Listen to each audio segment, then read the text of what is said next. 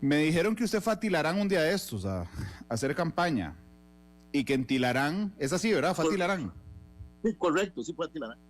Bueno, y me dijeron que en Tilarán usted dijo que es que Dios lo escogió a usted para ser presidente y que por eso era que usted se había lanzado. ¿Eso es cierto, Fernando?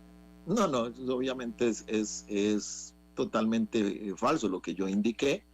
Lo que yo expliqué y que y voy a explicarte el concepto porque estoy convencido de eso, ¿verdad? Ciertamente. Yo creo que la política, y eso fue lo que expliqué, yo creo que la política, va que hay gente que siempre le gusta, digamos, oír lo que no, o tergiversar lo que se dice. Lo que expliqué es que yo decía que en esta ocasión la política, como lo es, por ejemplo, la medicina, o como lo puede ser, en gran medida ahí viene el juego de palabras con el que me probablemente le dijeron a usted para atacarme, al igual que un sacerdocio, eso es un llamado. Eso, o sea, que yo explicaba en Tilarán que una de las grandes crisis, Randall, de la política, es que casualmente, una de las grandes crisis, que casualmente la gente se ha involucrado en política sin tener una verdadera vocación, o sea, un verdadero llamado, ¿verdad? Y lo pongo aquí para dar un ejemplo, como el médico que te dice, o el estudiante, perdón, o el joven que te dice que quiere estudiar medicina porque entiende que ahí se gana mucho dinero, ¿verdad? Entonces yo les explicaba a los dirigentes de Tilarán, les decía, miren, eso es una barbaridad. O sea, lo mismo está pasando con la política. Mucha gente que se ha involucrado, ¿para qué, Randa? Se ha involucrado en función de un concepto, digamos, que utilitarista de la política. O sea, la política para hacer negocio. Porque si yo me meto en política, hago negocio y controlo, qué sé yo, el sector turismo, hago negocios en esa materia. Si logro controlar en el poder las licitaciones de infraestructura, ¿verdad? Entonces, en realidad logro aumentar mi caudal económico. Y entonces vemos mucha gente involucrada en la política, en altos cargos de poder, en función de ese interés totalmente utilitarista. Entonces yo explicaba que al igual que un sacerdote o al igual que un médico que debe estar en esa profesión por un llamado, ¿verdad? Entonces, igual el político tiene que tener una vocación. Entonces yo explicaba que yo ciertamente desde niño esa vocación o ese llamado yo lo sentí, que era algo que tal vez era inexplicable, eso fue lo que yo dije, que era algo inexplicable, era algo irracional, ciertamente es irracional, esa pasión que muchas veces lo consume a uno, y que me hizo entrar a las filas de la Juventud Liberacionista de 14, 15 años por mi propia voluntad, y que me hizo, recuerdo que, y eso hasta lo conté, que en mi casa, en mi habitación, yo lo que tenía eran retratos de Juan Rafael Mora, de Braulio Carrillo. Entonces me acuerdo que llegaban los compañeros míos de la escuela, porque yo era un niño en esa época, y me decían, ¿quiénes son esos señores? Y era algo que yo tal vez no podía explicar, ni yo mismo comprendía por qué yo tenía qué era ese fuego interno que yo tenía, que yo le llamo con un solo nombre, patriotismo. En el caso del político, ese llamado, esa vocación se llama patriotismo. Entonces yo explicaba que era algo sobrenatural, que eso es algo sobrenatural, que eso es algo que no se podía explicar, y que al igual que por qué el sacerdote se hace sacerdote, o por qué el médico, el médico de verdadera vocación se hace médico, es algo que es un llamado. Y yo incluso comenté la experiencia de mi padre, que fue médico y que vio a la cirugía por 50 años en la Caja del Seguro, ¿verdad? En los hospitales de nuestro país. Y mis tíos me contaban, y que esto es una reflexión interesante, Randall, mis tíos me contaban que cuando papá era un niño, cuando iban a ir a jugar, él tal vez veía algún reptil muerto, qué sé yo, lo que llama uno lagartijas, o lo que llama un sapo muerto.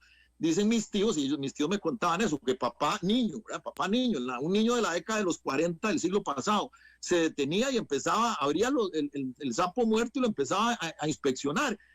Y en esa época, miren, ni facultad de medicina había en este país, y resultó que mi padre finalmente toma la decisión muy joven de salir del país, porque aquí no había facultad de medicina, y dedicó 50 años de su vida a la cirugía. Pero ellos decían que eso se veía venir desde que era un niño. Entonces yo explicaba, con esto cierro el concepto, Entonces yo explicaba que eso es algo irracional, que eso es un llamado, que eso es algo que no se puede explicar y que eso es algo que tiene que ver con una gran connotación, o sea, eso tiene una gran connotación espiritual, eso fue todo, pero eso fue lo que... Usted no dijo que Dios lo llamó a ser presidente. ¿Sabe por qué, don Fernando? Me preocupa. Porque acabamos de ver ayer a un montón de gente entrar al Capitolio de los Estados Unidos para cumplir los designios de Dios, como la muchacha esta que murió ayer. Y realmente que un candidato presidencial, después de lo que pasó en 2018, diga, Dios me llamó a ser presidente, se me prendieron todas las alertas y dije, es la primera pregunta que le voy a hacer.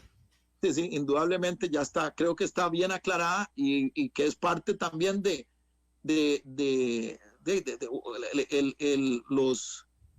digamos, las personas que buscan de alguna forma, porque yo más bien he sido muy claro en que el tema de la fe...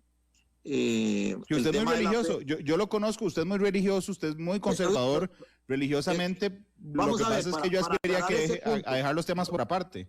Sí, vamos a aclarar ese punto en este aspecto. Yo he sido clarísimo siempre que he estado en mis programas de que digamos, utilizar, ¿verdad?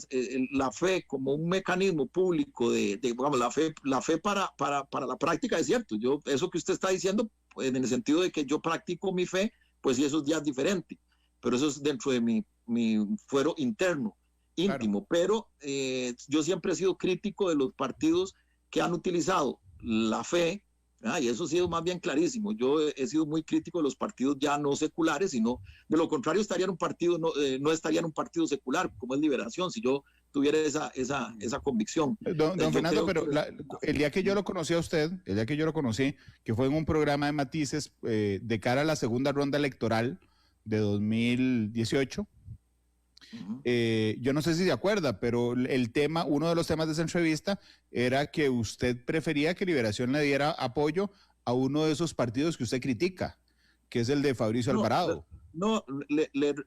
Pues, es probable que yo entre esos dos partidos, bueno, les recuerdo que yo personalmente, a diferencia de muchos dirigentes de Liberación Nacional, yo fui uno de los pocos que no acepté tomar decisión por ni por Carlos Alvarado ni por Fabricio. Yo de hecho abiertamente indiqué que yo no estaba con ninguno de los dos, ¿verdad? Y no existe ningún tipo digamos que no existe ningún tipo de pronunciamiento mío formal.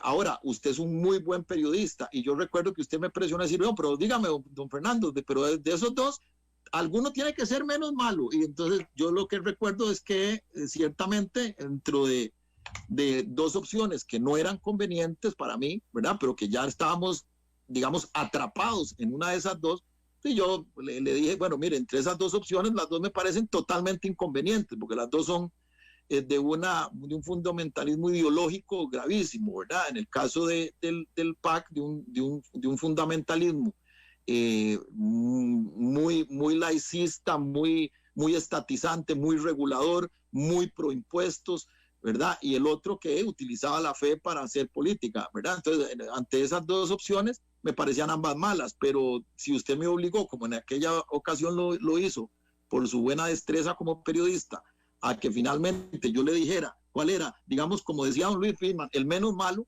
yo le indiqué que para mí, pues, el menos malo era la opción que no estaba tan ideologizada. Era Fabricio, fue lo que me dijo. Sí, yo dije que menos malo, que en ese sentido, pues el menos malo me parecía ese, pero yo no estuve con ninguno de los dos. Y